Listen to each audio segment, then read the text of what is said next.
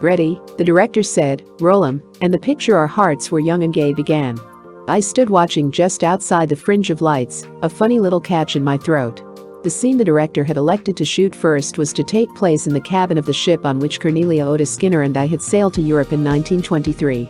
Passage in that cabin had cost us each $83, and looking at its replica now I thought we had been overcharged. The accommodations included narrow lower and upper white iron bunks, a folding washstand, a pair of water bottles, each suspended in a wooden ring. There was little else. But standing in the center of the cabin, as the picture began, stood Emily, but this Emily was Diana Lynn. She was dressed in the duplicate of the tweed suit that other Emily had worn 20 years ago. The suit was of tweed with a fringed skirt and a long cape. The hat which matched it had been somehow faultily stitched, so that at the slightest provocation of breeze or toss of the head, the crown, and it was tweed too, would rise up from its folds to a clownish peak like a wind indicator on a landing field. But that Emily didn't care whether the crown of her hat flew up, or her pocketbook fell down on the railroad track out of reach, or her safety pocket belt which her mother had forced her to wear made a sinister-looking bulge on her upper thigh. That Emily was young and gay. Her heart was high and thumping with excitement. This was a dream come true. She and her best friend Cornelia were going to Europe together. The very first words this new Emily said, when the director ordered roll 'em, were what that other Emily had said in that same cabin 20 years ago. "Oh, Cornelia, I can't believe it's true. Emily Kimbrough is going to Europe." For one strange timeless moment, that Emily and this one fused. I was once more that girl in that same cabin on the ship about to set forth on the trip Cornelia and I had yearned for so long. And all of the adventure and beauty of Europe lay ahead of us. The things that had come since then to both of us were yet to be. The director called, cut. The scene ended, and I was 20 years older again. It had been a moment not apt to happen in one's life, and never to be forgotten. Diana Lynn had become Emily Kimbrough because Cornelia and I, after all these years, had written a book about that trip abroad and called it Our Hearts Were Young and Gay. Paramount had bought the book, and this was the picture from it. I was there because Paramount had invited Cornelia and me to help the producer, Sheridan Gibney, write the motion picture version of the book. That was what we called it until Hollywood taught us to use the strangely medical term it employs for the transformation of a book to a picture, treatment. Then I had been asked to return to act as, what Hollywood calls, the technical advisor, for the making of the picture. Diana Lynn was my youth restorative. So was Gail Russell, who was to play the part of Cornelia, but it was Diana after all who was Emily. That did make, naturally, a particular bond. I had been working on the lot for nearly 2 weeks before I met her, but I had been there only a few hours when I first heard about her. The first day at lunch in the commissary, the head waitress came over to take my order. Before I had time to preen myself on this special attention, she spoke. "I came over, Miss Kimbrough, to tell you how pleased we all are at Dolly's getting the part of Emily in your picture." I answered that I was delighted too, but that I had not met her. "Well," the queen of the dining room continued, "when you do you'll be as crazy about her as everyone here. I don't think there's anyone on the lot who has more friends than Dolly." "I'm terribly afraid," I told her, "that there's been a mistake. I understand that the girl who is to play Emily is named Diana Lynn." The queen of the dining room laughed. "We've all known her so long," she explained, "that we forget her new name. She's Dolly to us, Dolly Lower. They only changed her name recently to Diana Lynn, but to us she's always Dolly. We all root for our favorites here, you know, but I don't think there's anybody who's had as many people wanting her to get that part as Diana." Later that afternoon I went over to the gymnasium to see my old friend Jim Davies. He had worked over Cornelia and me during the winter before when we were trying to offset the ravages of delicious California food. Jim wasted very little time on renewing our acquaintance. He wanted, he said, to tell me how tickled they all were that Dolly was going to play the part of Emily. "She's a great kid," he assured me. "Deserves everything they give her. I bet there isn't a person on this lot who doesn't know her. She's shy, but she likes everybody." That same day I saw Preston Sturges. He waved to me from across the garden which the Paramount buildings surround. "I hear you've got my child Diana," he called. "Everybody will tell you what a nice kid she is and what a good trooper. Let me tell you, she's an actress. You're in luck to have her." This went on for nearly 2 weeks. Diana was away on a holiday. By the time she got back I had heard the refrain so often that I was apt, when someone approached me, to say immediately, "I think we're lucky to have her too." Even when it turned out to be an invitation to me to go out to dinner. Sometimes I think that, when another human being is so highly and so constantly praised, the result is apt to be a slight antipathy set up in the mind of the hearer, or perhaps I am just that contrary. At any rate, I began to have a slight feeling of uneasiness. It wasn't possible, I brooded darkly, That people who are as much liked as that could turn out to have much character. Edith Head, who is the Chirino of the Paramount costume department, telephoned me one morning. "Diana is here," she said, "for her first fitting. Could you come over?" I went, of course, but as I reached the door of Edith Head's office I almost turned around and went away. I realized suddenly that I cared terribly about the girl who was going to play Emily. Not out of conceit, but out of a sort of homesickness for that other Emily, a kind of yearning to see her once more just as, for all her absurdities, she was. I opened the door, walked in and stood very still. Diana was standing before the long mirror in the fitting room beyond Edith's office. Edith said, "Here is Miss Kimbrough, Diana." She turned around quickly and came toward me. My first gasp was at her enchanting looks. It is not, I dare say, unusual to find that a young Hollywood star is pretty, but I had been thinking of her in terms of Emily, therefore I was surprised. And then in succeeding gasps came the realization of how young she was, really young, and how intelligent. You couldn't have that broad forehead, those clear wide-apart eyes, very grave, a little anxious, without intelligence behind them. And what lovely manners, charm too. We shook hands.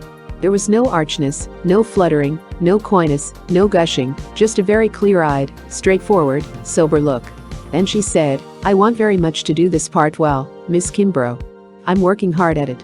Could we, do you think, talk it over from time to time when you're not busy?"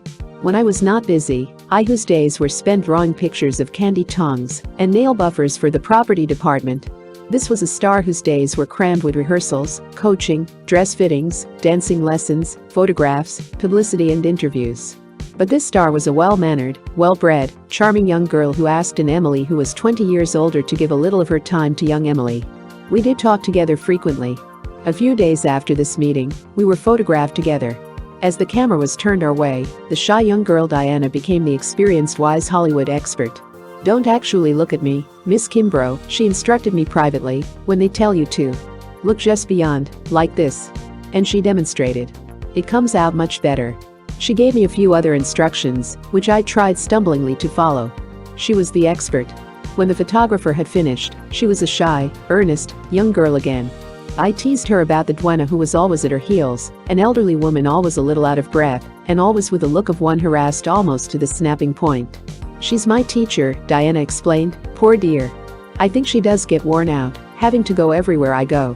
I found out that under the rules of child labor or the Motion Picture Guild, both, perhaps, anyone under the age of 18 appearing in pictures must be accompanied at all times by a teacher or chaperone, and must have so many hours of lessons a day. I wish my children and their friends could have seen Diana and her duenna doing Latin, history, French while the hairdresser worked on a new hairdo for a trial photograph, or in the interval in a fitting, when a fitter went back to the workroom to sew a seam, while workmen altered a set, or electricians changed lights between takes of a scene. They might, seeing these schoolrooms, derive some inkling of what concentration can mean. Diana herself was troubled about her French. The duenna was not French. Therefore Diana was not sure she was acquiring the proper accent, though she felt that the groundwork was sound. She was going to engage a French woman to supplement the required work with actual conversation. "I'd like," she told me, "to be good at languages. I've always wanted to be." She was good enough at this time in music to have played with the Los Angeles Junior Symphony and for Stokowski. She had come, I learned, to Paramount by way of a piano, rounded up with some other child musicians for a picture, There's Magic in Music. It is to Paramount's credit, though undoubtedly a loss to the music world, that the studio snatched her from the piano stool and turned her in the direction of becoming an actress. And yet the young Lynn has had something to say for herself in the matter. Music was too deep a part of her life for her to cut it off so easily. There was no reason, she decided, why a career of a pianist should be entirely sacrificed for that of an actress. She was on her way to the concert stage. Therefore, she would consider each career only a temporary interruption to the other. In a pause between pictures this last winter she worked up a program and gave a recital, placing the highly commendatory reviews of that in juxtaposition to those of her acting triumphs. It takes something more than talent to achieve either of those careers. It takes ambition and a greater than average capacity for work. Diana has both these, plus remarkable talent. I have a great respect, myself, for people who can and do work. I have, in consequence, a very deep respect for Diana Lynn. I have seen her stand in front of those mirrors in Edith Head's dressing room and sway, unable to hold her balance, because she was so tired, but I have never seen her willing to admit it, nor forego any job, to be done because of fatigue. I have seen other actresses blow up and go home because they were too tired to carry on. I had the greatest sympathy for them and wondered that they had been able to carry on as long as they had. I have never seen Diana give up and go home. That rigidity of standard might make a solemn, heavy and rather dull individual, what we used to call a greasy grind, back in those school days of our hearts, were young and gay. But you cannot estimate Diana if you forget her dimples, nor would you be, on the other hand, aware of them were she not a gay, bubbling child. Her eyes actually do dance with laughter behind them. When Joel Effort, assistant director of the picture, went with me to the dance studio, it was for the purpose of showing the young members of the cast how to dance the Castle Walk, the Boston, the Hesitation, and the Mach 6. We enjoyed it enormously, Joe and I, swooping down in a long curve for the Boston, rising to what we considered a very pretty tiptoe for the Hesitation, rather fancying ourselves on the whole as something sophisticated and chic for these youngsters to see. That is, I fancied ourselves until the day when on a particularly swooping curve, I passed the eyes of Diana Lynn. The rest of her face was discreetly hidden behind the script of the play. She could not hide her eyes because she had been instructed to watch us dance. No more could she hide the dancing taking place in them, a positive gamut of merriment. I had no doubt then of her irrepressible sense of humor. I only wished that their inspiration might have been something other than me. I never again felt myself quite the replica of Adele Astaire. The day I showed her how the crown of my hat blew up and how Cornelia's and my money belts bulged on our figures, or swung, she didn't laugh. She was to make the scene in which those articles occurred hilariously funny. She was, accordingly, concerned with its technique. That is because she is an excellent actress, a comedienne of the first order, and she would as soon have thought of doubling up over a Bach fugue as of allowing herself to laugh over the preparation of a scene in a picture, however funny that scene was intended to be. On the day when the scene concerning the swinging of the money belts was taken, men rocked the set rhythmically and constantly. They did this by means of superimposing the scenery on large rockers, and then by attaching ropes on either side. At a given signal, the crew on one side hauled on the ropes, and then the crew on the other. The result was a motion unmistakable to any of us who have gone as much as 100 yards to see. The result to both the girls was unmistakable too. You could see it from the pale green cast that came over their makeup and from the somewhat glassy look in Diana's eyes. No one will ever make Diana believe that any part of that scene was funny. But she was such a good sport about it. Over and over she let them rock her, tottering back after nature had shown her what happened to seasick people, and trying the scene again. She will try anything again and again, if it's part of her job. She may be dropping from fatigue or seasickness, but she will not give up until the director says cut. Then she will be back on her job at 7 the following day, and gay. Her manners are those of a beautifully brought-up child. Her capacity for work and her ability to make it count are the qualities of a very intelligent and well-oriented adult. It was quite an experience to meet that Emily Kimbrough. But, as the old woman said in the Mother Goose rhyme, "Lauk o' mercy, this is none of I." Photoplay magazine, February 1945.